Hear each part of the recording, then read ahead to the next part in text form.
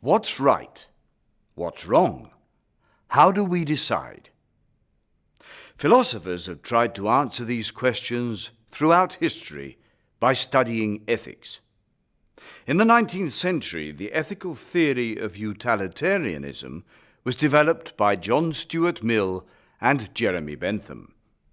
Utilitarians seek the greatest happiness of the greatest number of people, rather than simply the self, which hedonists are concerned with. Humanism is different from utilitarianism in that it states that all human beings have the right to give meaning and shape to their own lives.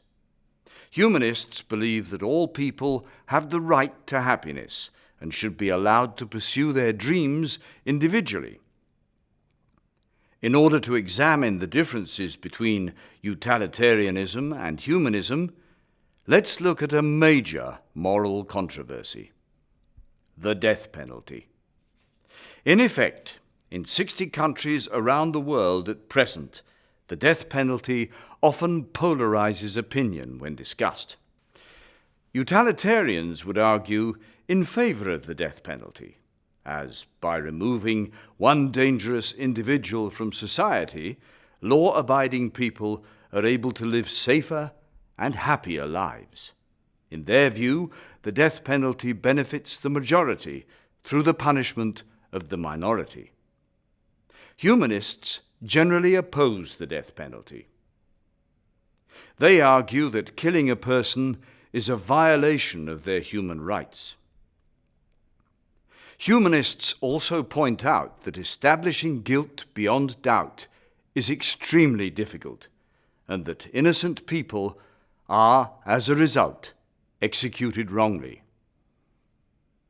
As evidence for this, they state that 87 people have been found not guilty after their deaths by the American government.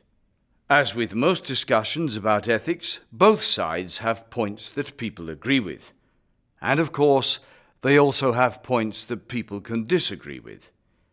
The debate about the death penalty continues. Some countries have abolished it by law. Others have stopped using it without banning it, while others continue executing criminals. The discussion is likely to continue for many years to come. One of the most endearing ethical ideas, as far as I'm concerned, is the Golden Rule, which states, treat others only in ways that you're willing to be treated in the exact same situation.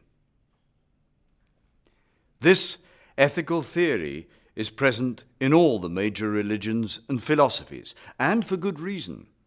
It is the essential basis for our modern concept of human rights throughout the world.